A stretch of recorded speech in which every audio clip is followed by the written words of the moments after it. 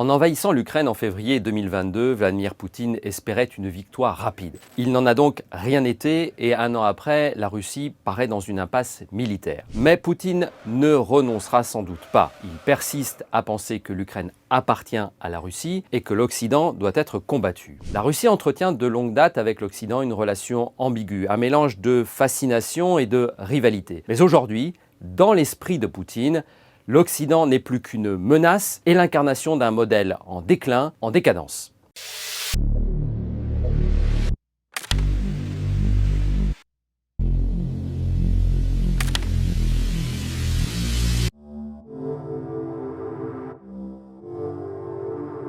La Russie, c'est le plus grand pays au monde par la superficie. 17 millions de kilomètres carrés, 6600 km d'est en ouest, 11 fuseaux horaires.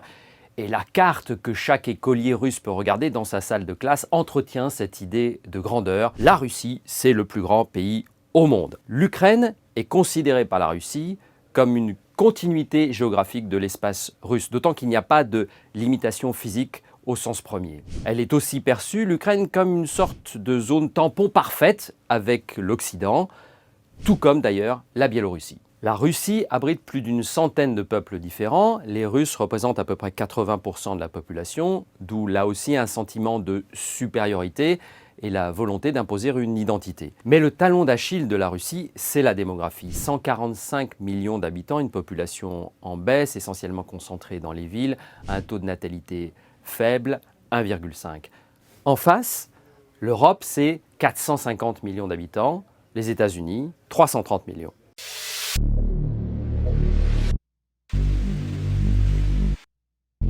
La relation de la Russie à l'Occident à travers l'histoire est complexe. Il y a un mélange de rivalité, d'attirance, de répulsion, de conquête. La Russie entre dans une logique de conquête à partir du XVIe siècle, en s'étendant vers l'Asie à l'est, le Caucase au sud et donc l'Europe à l'ouest. Dans sa période d'expansion maximale, au XVIIIe puis au début du XIXe siècle, la Russie, sous Pierre Ier puis Catherine II, va conquérir la Pologne, les États baltes. C'est aussi une période d'ouverture culturelle à l'Occident. La Russie se perçoit presque alors comme une puissance occidentale, et c'est l'époque où on parle d'amitié franco-russe. Puis l'expansion va reprendre sous une autre forme avec l'Union soviétique à partir de 1917, qui après la Seconde Guerre mondiale va placer sous son joug tous les pays de l'Est de l'Europe jusqu'en 1989. La rivalité avec l'Occident change de nature, elle devient idéologique, et cette rivalité de la Russie avec l'Occident se concentre davantage désormais sur les États-Unis que sur l'Europe. La Russie est aussi animée du sentiment d'être une forteresse assiégée qui finit toujours par renvoyer l'envahisseur chez lui. Les Mongols au XVe siècle, Napoléon au XIXe, Hitler au XXe siècle. À partir de 1989, après la chute du communisme, la Russie s'est un temps tournée vers l'Occident. Mais Poutine, progressivement, a repris à son compte ce discours messianique sur la grandeur russe. Il reprend aussi à son compte le discours sur la forteresse assiégée et affirme donc que l'Occident menace l'existence même de la Russie.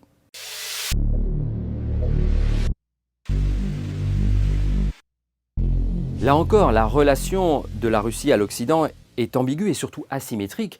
La Russie dépend davantage de l'Occident que l'inverse. La guerre a mis en évidence la dépendance européenne au gaz russe. 45% des importations provenant de Russie avant la guerre, jusqu'à 55%, presque 60% pour l'Allemagne. Mais en réalité, la dépendance est plus forte dans l'autre sens. L'Europe est le premier partenaire commercial de la Russie, ça représente plus de la moitié de ses importations et de ses exportations, enfin, avant la guerre. Premier partenaire, l'Allemagne et l'Italie. Et là où la Russie exporte des matières premières vers l'Europe, elle importe de la chimie, de l'agroalimentaire, des biens d'équipement, des semi-conducteurs. L'ambiguïté de la relation économique de la Russie à l'Occident tient aussi à la nature de son modèle économique, un mélange d'étatisme et de libéralisme. D'un côté, les grandes entreprises, en particulier énergétiques, dépendent directement de l'État en Russie. Mais d'un autre côté, avec l'appui de l'Europe, la Russie a rejoint le G7, rebaptisé G8, et aussi l'Organisation mondiale du commerce, symbole du libéralisme au niveau mondial.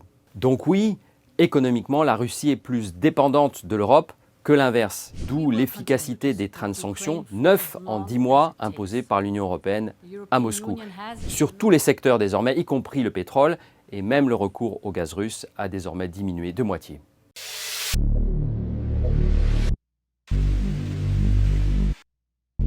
La question juridique renvoie essentiellement au sujet militaire, dans un esprit davantage de rivalité que de coopération avec l'Occident. D'abord, il y a les traités portant sur la limitation du recours aux armes nucléaires, les traités START puis New START avec Washington, qui prévoient des inspections mutuelles, mais elles sont désormais suspendues. Mais la question centrale, c'est l'OTAN. Moscou regarde aujourd'hui l'Alliance Atlantique comme une menace pour l'existence de la Russie. Depuis l'éclatement de l'Union soviétique, la plupart des anciens pays de l'Est, 14 au total, ont rejoint l'OTAN, et notamment la Pologne et les États baltes qui possèdent désormais des bases de l'OTAN. Tous ces pays l'ont fait de leur plein gré et jusqu'en 2007, tout cela s'est très bien passé avec Moscou. Mais à partir de 2008, quand Washington tend aussi la main à l'Ukraine, Poutine change de raisonnement. La méfiance reprend le dessus. Le pouvoir russe reproche à l'OTAN de ne pas avoir respecté une prétendue promesse de ne pas s'étendre à l'Est. Enfin, il y a bien sûr la question de l'Ukraine. Et là, le droit international est très clair, il invalide les prétentions de la Russie sur le territoire ukrainien. Le mémorandum de Budapest en 1994, puis le traité d'amitié russo-ukrainien en 1997 proclament l'intégrité territoriale de chacun des deux pays. Donc les annexions par la Russie de la Crimée puis de l'Est de l'Ukraine sont illégales du point de vue du droit international. Aujourd'hui, les ponts juridiques sont donc en grande partie rompus entre l'Occident et la Russie, y compris au sein du Conseil de l'Europe, cette instance non contraignante qui vise à favoriser le respect des droits et de la démocratie.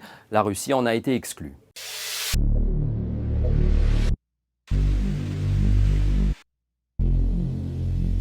Vladimir Poutine, aujourd'hui âgé de 70 ans et au pouvoir depuis 20 ans, a progressivement basculé dans une sorte de messianisme russe.